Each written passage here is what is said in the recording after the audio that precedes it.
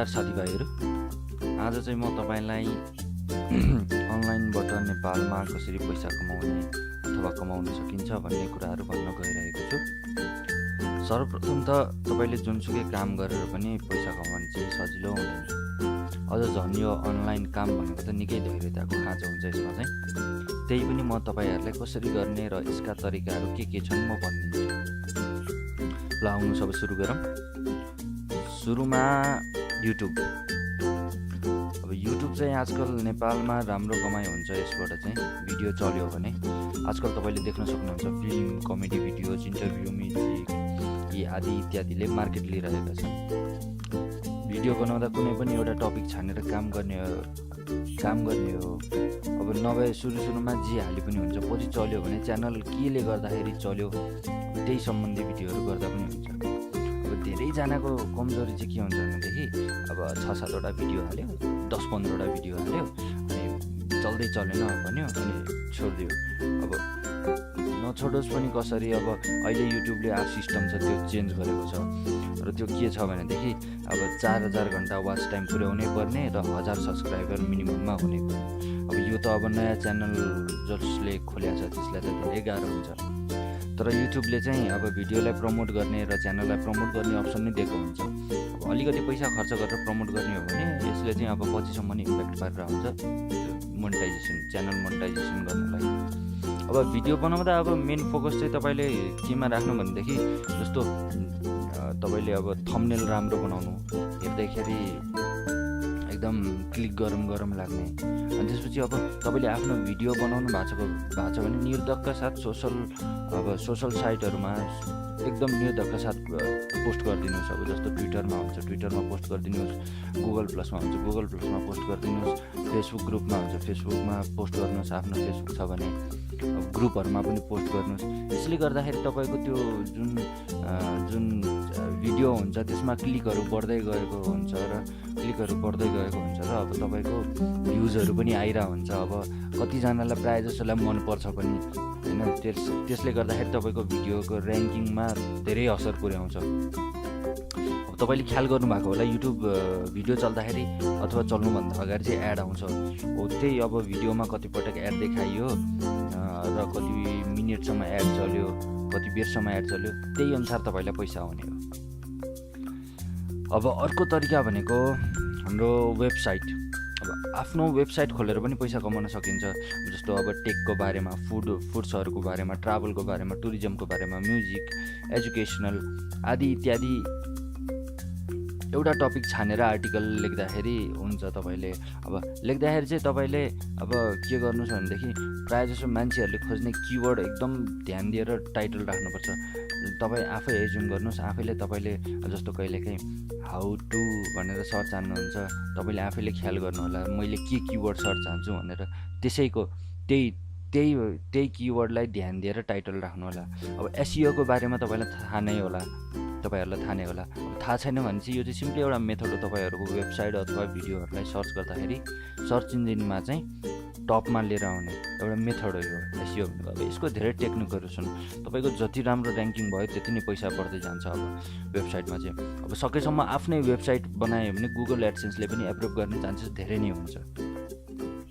अझ झन् नेपालमा अब त्यस्ता साइटहरु अब धेरै छन्। अब नेपालमा सबभन्दा बढी चलेको अब न्यूज साइटहरु छन्। अब नेपालमा चल्ने टप 10 साइट मध्ये 5 वटा त न्यूज साइट नै छन्। तपाईले देख्न सक्नुहुन्छ यहाँ भिडियोमा, तपाईले देख्न सक्नुहुन्छ यहाँ इमेजमा, मैले देखाइरहेको छु इमेजमा तपाईले देख्न सक्नुहुन्छ टप 5 त न्यूज साइटै छन्। अब पहिलो र दोस्रो नम्बरमा चाहिँ युट्युब र गुगलै आउँछन्। अब तेस्रो नम्बरदेखि तपाईले यहाँ देख्न सक्नुहुन्छ कि यहाँ तपाईले अब टोटल न्यूज साइटै देख्नुहुन्छ। अब कुनै पनि साइट एक्लै खोल्नु भनेको असम्भव त होइन, तर तपाईले कमसेकम 3-4 जनाको टिम मिलेर खोल्नुभयो भने चाहिँ इफेक्टिभ हुन्छ र कन्टेन्टहरु पनि धेरै आउन सक्ने सम्भावना हुन्छ। यसमा चाहिँ धेरै आउन सक्ने चान्सेस हुन्छ। अब राम्रो सेटअप गरेर 3-4 जनाको टिम बनाएर काम सुरु गर्नुभयो भने एकदम तपाईले अब बिस्तारै एकदम कमाउन सक्नुहुन्छ। नत्र एक्लै गर्छु भन्दा नै हुन्छ, बट आफूलाई लोड धेरै हुन्छ, तर हुन चाहिँ हुन्छ। यो चाहिँ एकदम त्यसमा केही फरक खाँदैन।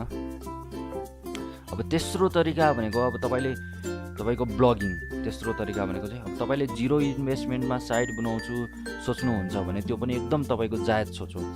तपाईँलाई बनाउन नै छ भने अब तपाईँले गएर अब फ्री साइटहरू छन्, जस्तो कि ब्लगर छ, अब वर्डप्रेस छ, विक्समा आफ्नो ब्लग ओपन गरेर आर्टिकल लेख्दा हुन्छ।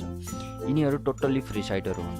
तर यति कुरा ख्याल राख्नुपर्छ कि तपाईँले 100 देखि 150 आर्टिकलसम्म लेखेर आफ्नो ब्लगमा हाल्नुभयो भने बल्ल तपाईँको एप्रुभ हुने चान्सेस धेरै नै हुन्छ।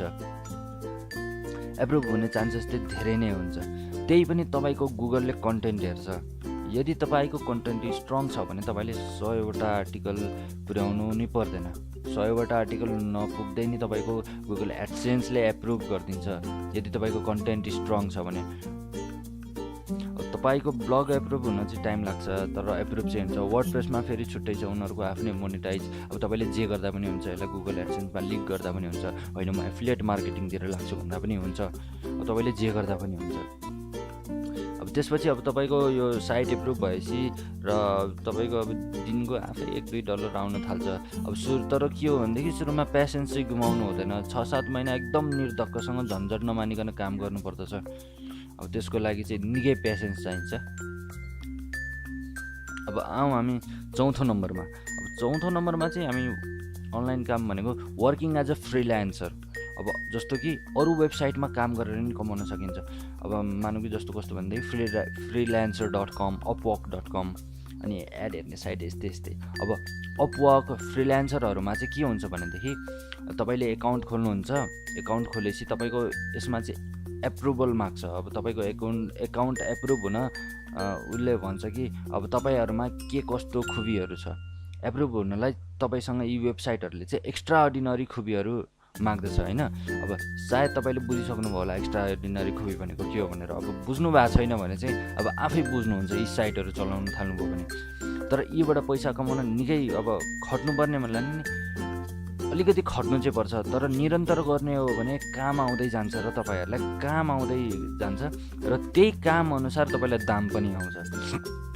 अब यी साइटहरूबाट चाहिँ अब यी त भए अनलाइनबाट पैसा कमाउने टेक्निकहरू। अब तपाईँहरूलाई जेमा रुचि छ त्यो गर्दा हुन्छ, आफ्नो विल हेरेर आफूले के गर्न सक्छु त्यो हेरेर। र अब हामी कुरा गरौँ तपाईँ हामीले देखेको भोगेको अनलाइन पैसा कमाउने सम्बन्धी धेरै कुराहरू फेक हुन्छन् आजकल। तपाईँले सोच विचार पुर्याउनु भएन भने तपाईँको टाइम त वेस्ट हुन्छ नै, बट यसको साथसाथै तपाईँको पैसा पनि डुब्ने सम्भावना हुन्छ। तपाईँले देख्नु भएको छ होला, अनलाइन पैसा कमाउने भए इनबक्स, अनि के भन्छन् भनेदेखि अनलाइन पैसा कमाउने भए इनबक्स गर्नुहोस्। अनि अर्को के भन्छन्, comment I want to earn if you want to earn रे। अब यस्तो समेत पनि भन्ने गरेको मैले देखेको छु। अब यस्ता जति पनि पोस्ट गर्छन् यिनीहरू सबैले मेल आइडी माग्छन् अनि लिङ्क सेन्ड गर्छन्। अब कुनै एउटा वेबसाइटको लिङ्क दिन्छन् र साइनअप गर्न लाउँछन्।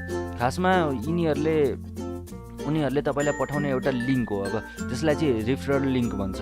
अब यस बाबत उनीहरूले यसमा सर्टेन फाइदा पाउँछन्। अब यस्ता पोस्टहरू जति पनि देख्नुहुन्छ सबै त म भन्दिनँ, तर म्याक्सिमम् तपाईँहरूको फेक नै हुन्छ र यी रिफरल सम्बन्धी नै हुन्छ।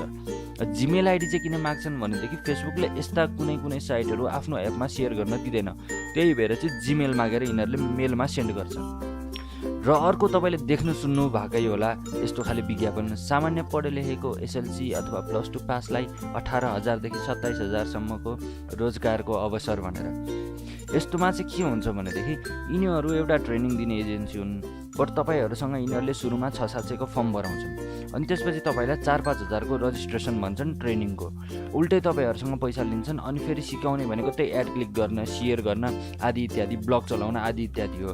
अब तपाईँले त्यत्रो 6-7 हजार खर्च गरिसक्नुहुन्छ अनि तपाईँले फेरि यो नसोच्नुहोस् कि कमाइहाल्छु नि भनेर। यो भ्रममा चाहिँ कदापि नपर्नु होला, किनकि कमाउन त्यति सजिलो छैन। म चाहिँ तपाईँहरूलाई के भन्छु भनेदेखि तपाईँहरू आफै एकचोटि अवलोकन गर्नुहोस् अनि एउटा उचित टार्गेट राख्नुहोस् केमा जाने र के गर्ने भनेर। एक न एक दिन अवश्य नै तपाईँहरू सफल बन्नुहुन्छ र मेरो यही शुभकामना छ तपाईँहरूलाई। आशा गर्दछु तपाईँहरूलाई यो भिडियोबाट धेरै नै हेल्प र आइडियाहरू पाउनु भएको छ। तपाईँहरूले मन पराइदिनु भयो भने आगामी दिनहरूमा पनि यस्तै गरी भिडियोहरू हाल्दै जानेछु।